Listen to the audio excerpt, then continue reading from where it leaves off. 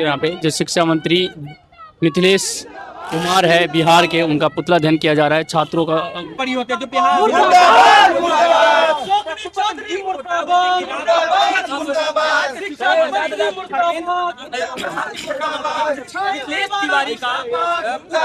दोस्तों यहाँ पे जो है मिथिलेश तिवारी जो शिक्षा मंत्री है बिहार के, तो उनका पुतला दहन किया जा रहा है।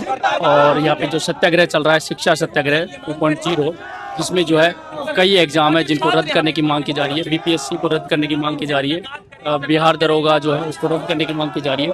15 सूत्रीय मांगे हैं, उनको लेकर छात्रों के अंदर रोष है, गुस्सा है, और उसी को लेकर जो है शिक्षा मंत्री मिथिलेश जिनका पुतला दहन करने की तैयारी ये लोग कर रहे हैं। हम आपको बताएंगे अभी थोड़ी देर बाद में इन लोगों को क्या कहना है, बातचीत करेंगे इन सब लोगों से। आज ही बहुत है, जब से शिक्षा मंत्री बने तब से इनसे वैकेंसी नहीं निकल रहा है। पहले बोले थे कि हम जुलाई लास्ट में TRE 4 का दे देंगे। उनका जब देख रहे हैं कि जब बच्चे यहाँ पे उतर रहे हैं तब नोटिफिकेशन निकाल रहे हैं, प्री मेंस लेंगे, लेकिन ये उनके धमकी भी दे रहे हैं छात्रों को, जो भी आंदोलन करेगा उनको मतलब धमकी नहीं दे रहे एक लेखा से। इनको भी बता देना चाहते हैं कि आप जिस बिहार के बने ना, वो बिहार जंतर मंतर से बड़ा प्रोटेस्ट किया, आपको पता होना चाहिए। अगर आपको लगता है कि यहाँ के छात्र आम है तो आपको ये भी पता होना चाहिए कि ये आंदोलन महाआंदोलन बनने जा रहा है। आपका पुतला भी दहन करेंगे, आने वाले से आपको गद्दी से उतारेंगे, आपको यहाँ से बिहार छोड़ के भागना पड़ेगा। बहुत बड़ी बात बोल रहा हूँ। देखिए बात तो बड़ी है, लेकिन छात्रों की जो मांग है वो इससे भी बड़ी है। आप बस इस सरकार के कोई महान राजा नहीं बने, आप सरकार के एक छोटे पद पे हैं, आप बड़े पद पे नहीं है। आप BSSC BPSC जैसे तमाम TRE 4 दरोगा बिहार पुलिस SSC कौन सा एग्जाम में धांधली नहीं होता, आप समझिए, हर एग्जाम में धांधली होता है। और इस शिक्षा मंत्री को भी समझना चाहिए क्या हम कर रहे हैं, क्या हम जो झाड़ फूक करा रहे हैं क्या छात्रों के लिए अच्छा हो रहा है, क्या उस छात्र को कर रहे हैं। आने हैं, इनको बोलिए कैसे करना है। शिक्षा मंत्री जी का पुतला, शिक्षा मंत्री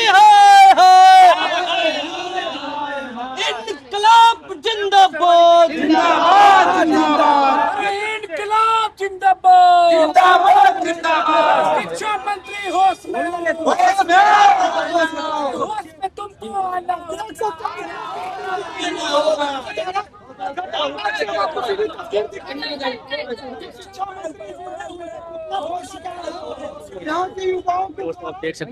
मिथिलेश तिवारी जी का इतना दान करके ये मैसेज देने का काम किया कि सर हमारी बातों को सुनिए, आपसे हम वार्ता करने के लिए तैयार हैं, आप अपना एक प्रतिनिधि मंडल भेजिए, क्योंकि ये बिहार के शिक्षा व्यवस्था में सुधार करने की मांग को लेकर के यहाँ पर गर्दनी बाग में छात्र बैठे हुए हैं।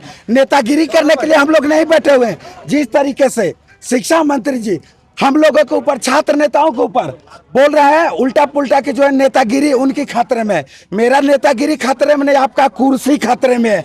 जिस तरीके से पूरे देश के युवाओं ने धर्मेंद्र प्रधान का इस्तीफा दिलाने का काम किया था, ठीक उसी प्रकार से आपका भी जो है इस्तीफा दिलाने का मांग करेंगे। यही हम लोग चाह रहे हैं कि समय रहते आप लोग संभल जाइए। फिलहाल हम लोग 2 से 3 दिनों तक इंतजार करेंगे, उसके बाद हम लोग जो है CM आवास का घेराव करेंगे। लाठी भी चलाती है, लाठी डंडे से कौन डरेगा सर, अपराधी है, रेपिस्ट है, गुंडा मवाली है। हम लोग तांत्रिक तरीके से, संवैधानिक तरीके से अपनी बातों को जो सरकार तक पहुंचाने का प्रयास करते हैं। आप देखिए हम लोग जितने भी आंदोलन किए हैं सर, कहीं पर भी हम लोगों ने तोड़ फोड़ मचाने का प्रयास नहीं किया। आप देखिए कभी बहाली दिया जाता है तो एग्जाम डेट नहीं जारी किया जाता है, एग्जाम डेट दिया जाता है, परीक्षा होता है लेकिन पेपर लीक हो जाता है। बिहार में केवल सर चुनाव समय पर होता है, लेकिन जब छात्र हित की बात आती है तो सत्ता में बैठे लोग पूरी तरीके से बैकफुट पर नजर आते हैं। तो इसलिए वार्निंग के तौर पर शिक्षा मंत्री जी को आज हम लोगों ने पुतला दहन करके एक मैसेज देने का काम किया। अगर हमारी बातों को नहीं सुनेंगे तो जिस तरीके से दिल्ली में जंतर मंतर पर छात्रों ने एक बहुत बड़ा छात्रों का जन सैलाब देखने के लिए मिला था, सरकार झुकी लेकिन फजीहत होने के बाद जिस तरीके से झारखंड में के रांची में छात्रों का एक बहुत बड़ा हुजूम आया, छात्रों की बात माननी पड़ी सरकार को, लेकिन फजीहत होने के बाद, लेकिन सरकार का हमने अभी तक फजीहत नहीं किया है। लेकिन सरकार अगर हम लोग से वार्ता करने के लिए तैयार नहीं होगी तो मजबूरन बस हम लोग को जो है CM आवास का घेराव का घोषणा करना पड़ेगा। कवि जी बोलिए, आप लोग जो आप लोग जो पुतला दहन किए हैं इससे भी सरकार अगर नहीं मानती तो क्या कीजिएगा? देखिए, सरकार से बार बार हम लोग प्रयास कर रहे थे, हमारे बड़े भाई हैं बगल में, हम लोगों ने सब तरीके से प्रयास किया कि हमारी एक वार्ता हो हमारे बीच में।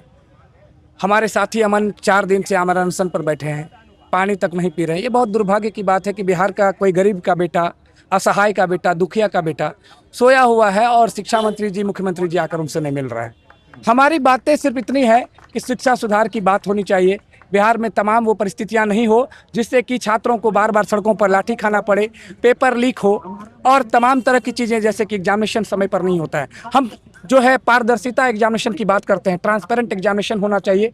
अगर एग्जाम का कैलेंडर जारी नहीं कर सकते हैं तो बता दीजिए, एग्जाम का कैलेंडर जारी होना चाहिए, कब एग्जामिनेशन होगी, और कैलेंडर अगर जारी भी होगा तो उनका सख्ती से पालन होना चाहिए। साथ ही साथ पेपर लीक ये व्यवस्थाओं को सही करना चाहिए, जो लोग इनमें संलिप्त हैं उनको अविलंब हटाना चाहिए। साथ ही साथ अगर शिक्षा मंत्री जी से कहते हैं कि अगर बदलाव नहीं करेंगे बिहार के छात्रों के लिए तो आपको राजगद्दी छोड़नी पड़ेगी, और नहीं तो बच्चे अगर परेशान हो जाएंगे तो कहीं ना कहीं आपको राजगद्दी छोड़वाने पर मजबूर करवा देंगे। नहीं करते तो हमारा अगला जो एक्शन होगा बहुत बड़ा एक्शन होगा, जो कि हम सीएम आवास तक भी जा सकते हैं।